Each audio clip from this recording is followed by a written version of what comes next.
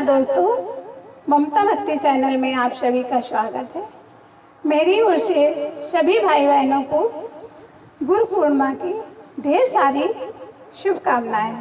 साल की आषाढ़ मास की पूर्णिमा तिथि को गुरु पूर्णिमा मनाई जाती है। ये पर्व आध्यात्मिक गुरुओं और शिक्षकों को श्रद्धांजलि देने के लिए समर्पित एक प्रमुख त्योहार है। ये उन गुरुजनों के प्रति सम्मान, प्रशंसा और स्मरण का दिन है जो अंतर्दृष्टि और समझ के साथ हमारे मार्ग को रोशन करते हैं। आज के दिन पूरे भारत में गुरु पूर्णिमा का त्योहार मनाया जा रहा है। गुरु पूर्णिमा को आषाढ़ पूर्णिमा और व्यास पूर्णिमा के नाम से जाना जाता है। गुरु पूर्णिमा का ये पर्व महर्षि वेद व्यास को समर्पित है, क्योंकि आज के दिन ही महर्षि वेद व्यास का जन्म हुआ था। इस दिन शिष्य अपने गुरुओं की पूजा करते हैं। आइए जानते हैं कि गुरु पूर्णिमा क्यों और कैसे इसकी पूजा की जाती है और इस त्योहार को कैसे श्रद्धा के साथ मनाया जाता है। और आज के दिन हमें सुबह से शाम तक किस प्रकार की नित्य क्रिया करनी चाहिए। आज के दिन सुबह जल्दी उठकर स्नान करें। आप चाहें तो किसी पवित्र नदी में भी स्नान कर सकते हैं, या फिर आप अपने घर पर ही थोड़ा सा गंगा जल डाल करके और स्नान कर सकते हैं। जिससे परंपरागत रूप से प्रार्थना करते हैं, पूजा करते हैं तथा अपनी कृतज्ञता व्यक्त करने के लिए मंत्र पढ़ते हैं तथा निरंतर मार्गदर्शन के लिए आशीर्वाद प्राप्त करते हैं। और इस पूजा के अंतर्गत हम भोग में एक तुलसी का पत्ता जरूर रखते हैं। जो भी हम भोग लगाते हैं, बनाते हैं, उसमें हमें एक तुलसी का पत्ता जरूर ही डालना है, क्योंकि सात्विक चीजों का भोग लगाने में तुलसी दल का बहुत ही महत्व है। और हम अपने गुरु की छवि मन में बनाकर या सामने रख करके उनका विधिवत तिलक करते हैं और मन से श्रद्धा से पूजन ध्यान करते हैं। गुरु पूर्णिमा मुख्य रूप से हमारे गुरुओं के प्रति कृतज्ञता और श्रद्धा व्यक्त करने का दिन होता है। ये गुरु औपचारिक, आध्यात्मिक, शिक्षक या कोई भी व्यक्ति हो सकते हैं जो हमें ज्ञान और बुद्धि, हमारे जीवन के पथ पर मार्गदर्शन करते हैं, वही हमारे गुरु होते हैं। आज हम देखते हैं कि आज के बच्चे हैं वो ना तो अपने माता पिता की बात को मानते हैं और ना ही अपने गुरुजनों की, ना अपने माता पिता का सम्मान करते हैं और ना ही अपने गुरुजनों की। आप सब लोग अपने आसपास के बच्चों को या अपने घरों के बच्चों को तो देख ही रहे होंगे कि आज की डेट में बच्चे किस चीज को ज्यादा महत्व दे रहे हैं। उनके लिए समाज, धर्म, पूजा पाठ, ये सारी चीजें उनके परे हो चुकी हैं। आज के बच्चे सिर्फ और सिर्फ ध्यान मोबाइल पर दे रहे हैं। आज के बच्चों के लिए मोबाइल माता पिता और गुरुजनों से बढ़कर के हो गया है। मोबाइल में बच्चे क्या क्या देखते रहते हैं, क्या क्या पढ़ते लिखते भी हैं। मोबाइल अगर एक देखा जाए तो ठीक भी है और नहीं भी। अगर मोबाइल का सही इस्तेमाल किया जाए तो वो अपना जीवन बना भी सकता है और बिगाड़ भी सकता है। आप सभी जानते हैं कि पहले के शिष्य आश्रम पढ़ने जाते थे, जिसमें माता पिता उन्हें पूरी तरह आश्रम में गुरु के साथ ही छोड़ के आते थे और उनका भविष्य पूरा गुरु पर ही निर्भर हो जाता था। वो जो कहते थे वही शिष्य करते थे। अगर गुरु उस टाइम कुछ भी उनसे मांग देता था तो शिष्य कभी मना नहीं करता था। क्या अच्छा है क्या बुरा है कुछ भी नहीं सोचता था और खुशी खुशी उन्हें दान कर देता था।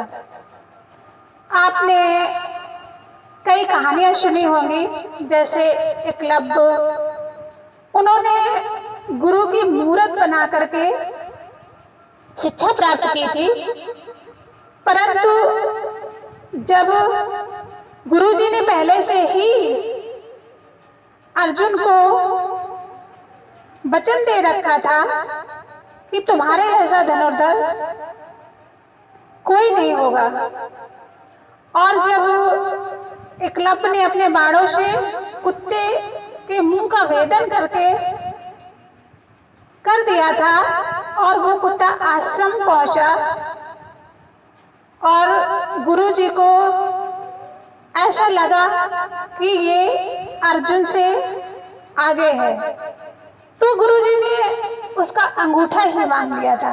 आज अगर ऐसी कोई समस्या आती है तो जो आज के शिष्य हैं, हमें तो नहीं लगता कि वो हंसी हंसी से अपना अंगूठा दे देंगे, लेकिन तब गुरु का इतना सम्मान था, गुरु के प्रति इतनी श्रद्धा थी कि जो गुरु कह देता था वही शिष्य करता था। एकलव्य ने हंसते हुए अंगूठा दान दे दिया था, काट दिया था। और भी बहुत सी कथाएं हैं जो आपने सुन रखी होंगी। तो मैंने जो जितना सुना है, जाना है, तो मेरे कहने का मतलब यही है, कोई भी अपने माता पिता या गुरु का अपमान ना करे, क्योंकि गुरु भगवान से भी बड़ा होता है। कहा भी जाता है, गुरुर् ब्रह्मा गुरुर्विष्णु गुरुर्देव महेश्वरा गुरु साक्षात् परम ब्रह्म तस्मै श्री गुरुवे नमः। गुरु ब्रह्मा होता है, विष्णु होता है, महेश होता है, यानी खुद भगवान ने ही, स्वयं भगवान ने ही अपने से बढ़कर के गुरु को बताया है। गुरु का दर्जा भगवान से बड़ा है, क्योंकि जब हम जन्म लेते हैं और जन्म लेने के बाद ही एक के बाद एक हमारे गुरु ही हमारे जीवन का मार्गदर्शन करते हैं।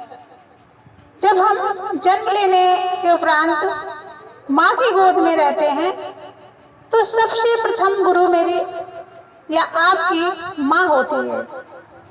माँ हमें सिखाती है क्या करना है, कैसे करना है, बहुत सारी चीजें हमारी माँ हमें सिखाती है। तो सबसे प्रथम गुरु हमारी माँ होती है। और इसके बाद जब हम पाठशाला पहुँचते हैं तो पाठशाला में हमारे गुरुजन वृंद होते हैं, जो हमें बहुत सारी अलग अलग प्रकार की शिक्षाएं प्राप्त करवाते हैं और बहुत सारी सामाजिक चीज़ों का ज्ञान करवाते हैं, जिनके माध्यम से हम सारी चीज़ों को जान पाते हैं, समझ पाते हैं कि क्या हमारे लिए सही है, क्या गलत है। तो हमारा जीवन जो प्रारंभ से और अंत तक सब गुरु पर ही निर्भर करता है। गुरु हमें जैसी शिक्षा देता है, जैसा मार्गदर्शन करता है, वैसे ही हमारा जीवन ढल जाता है। तो हमें अपने बच्चों को गुरुजनों के प्रति आदर और सम्मान की भावना जागृत करनी चाहिए और उनका अच्छा सा मार्गदर्शन करना चाहिए, ताकि समाज में रह करके वो किसी भी भाई बंधु या गुरुजनों का अपमान ना करें। हमें अपने बच्चों के बैठने उठने, बोलने चालने की प्रतिक्रियाओं पर बहुत ध्यान देना चाहिए। हमारा बच्चा किस जगह बैठता है, उसके लिए ये जगह अच्छी है या नहीं है, यहाँ की संगति कैसी है, कौन सी संगति में बच्चा हमारा बैठता है और क्या करता है, क्या सीखता है, इन सारी चीज़ों की नज़र हमें रखनी चाहिए। और हमें अपने बच्चों के बोलचाल की भाषा में भी बहुत ध्यान देना चाहिए। हमारा बच्चा कैसा बोल रहा है, मीठा बोल रहा है या अपशब्दों का यूज कर रहा है, किससे कैसे बात कर रहा है, हमें उसी जगह पर अपने बच्चों को टोकना चाहिए। क्योंकि बच्चे जब रोक टोक के दायरे में रहते हैं तो उनको कुछ समझ में आता है कि क्या गलत है, क्या सही है। अगर उनको हम टोकते नहीं हैं तो बच्चा अपनी बुद्धि के हिसाब से, बच्चे में कितनी बुद्धि होती है, बच्चे का विकास धीरे धीरे होता है, एकदम नहीं होता। वो जैसा माहौल पाएगा या जैसा माहौल उसको मिलेगा उसी में वो ढल जाता है। तो हमें अपने बच्चों को बहुत सारी कहानियाँ और रामायण, भागवत, गीता की भी छोटी छोटी कहानियाँ सुना करके उन्हें सारी चीज़ों से अवगत करवाना चाहिए और आगे उनको क्या करना है, कैसा करना है, वो हमारी शिक्षा पर डिपेंड करता है। क्योंकि हम बच्चे को जैसे सीख देंगे वैसे ही सीखेगा। क्योंकि अगर हमारे घर का माहौल लड़ाई झगड़े वाला है तो बच्चा वैसा ही सीखेगा। और यदि अच्छा माहौल है, पूजा पाठ, सम्मान का, तो हमारा बच्चा वही सीखेगा। तो मैं ज़्यादा तो कुछ नहीं कह सकती, पर सिर्फ इतना ही कहूँगी कि हमें अपने बच्चों को गुरुजनों का सम्मान करना तथा बड़ों का आदर करना सिखाना चाहिए, बताना चाहिए। क्योंकि आज के समाज में बच्चे माता पिता, गुरुजनों और बड़ों का आदर करना ऐसे भूल गए हैं। अब क्या बताऊं, वो तो आप भी देख रहे हो और मैं भी देख रही हूँ। तो हमें अपने बच्चों को बस यही